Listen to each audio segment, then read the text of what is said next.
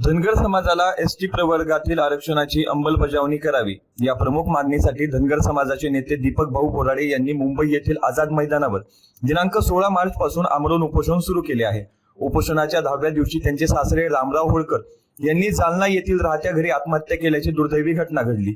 या पार्श्वभूमीवर सरकारच्या संवेदनाहीन धोरणाच्या निषेधार्थ मराठा सेवक डॉक्टर गणेश ढवळे यांच्या नेतृत्वाखाली आज दिनांक 26 रोजी बीड तालुक्यातील लिंबागणेश येथे अहमदपूर अहिल्यानगर राष्ट्रीय महामार्गावरील छत्रपती शिवाजी महाराज चौकात रास्ता रोको आंदोलन करण्यात आले। तर एक दिवस धनगर समाज नक्षलवादाकडे वळाल्याशिवाय राहणार नाही आणि याची सर्वस्व जबाबदारी हे राज्य सरकार आणि ह्या मुख्यमंत्र्याची राहील। एवढं बोलून मी माझी शब्द संपवतो। आरक्षणाची अंमलबजावणी करावा या मागणीसाठी गेली 70 वर्ष धनगर समाज या सरकारकडे मागणी करत आहे। धनगर समाजाच्या एसटी प्रवर्गाच्या आरक्षणाची अंमलबजावणी करण्यात यावी। त्यासाठी आज आपण या ठिकाणी सर्व समाज बांधव या ठिकाणी जमलेलो आहोत। त्याच्यासाठी प्रामुख्याने डॉक्टर गणेशरावजी ढवळे साहेब यांच्या नेतृत्वाखाली, त्याचबरोबर आमचे राजभाऊ आप्पा गिरे आमचे मार्गदर्शक हे उपस्थित आहेत। लिंबागणेशचे सरपंच आमच्या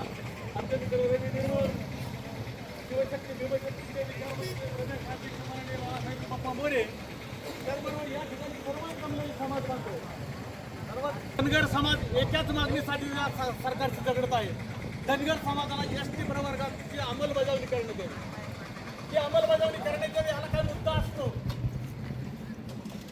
घटनेच्या 342 नुसार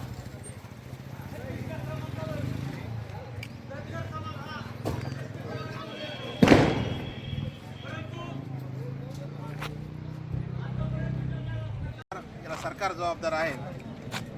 दीपक भाऊ हा लढा जो आहे गेल्या 30-40 वर्षापासूनचा लढा आहे आणि धनगड हे एकच आहेत हे मुख्यमंत्र्याला माहिती आहे। याच सत्ताधाऱ्यांनी 2014 मध्ये पहिल्या कॅबिनेटच्या बैठकीमध्ये आरक्षण देऊ असं म्हटलं होतं।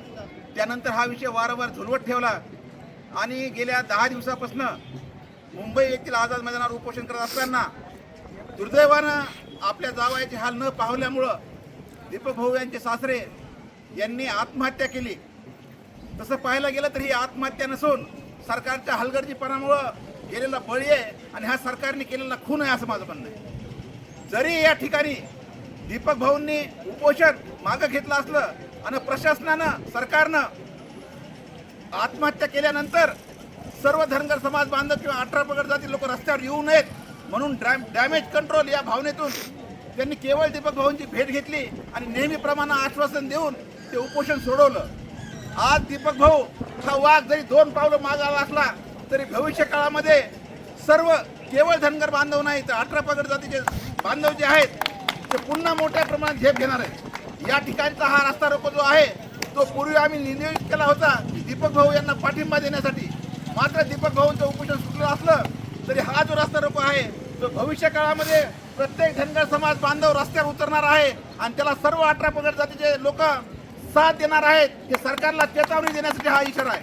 त्यामुळे जास्त काही न बोलता प्रशासनाला माझी पुन्हा एकदा विनंती आहे की प्रशासनानं हा प्रश्न जो आहे, कारण ही मागणी जी आहे ती न्याय मागणी आहे, कायद्याच्या चौकटीत बसणारी मागणी आहे आणि त्यामुळं प्रशासनानं सरकारनं याचा गांभीर्यानं विचार करावा आणि संपूर्ण महाराष्ट्रामध्ये अख्खा धनगर समाज रस्त्यावर उतरून जागोजागी चक्काजाम आंदोलन, रास्ता रोको आंदोलन करण्याची वेळ प्रशासनानं सरकारनं येऊ देऊ नये एवढीच या प्रशासनाला विनंती आहे।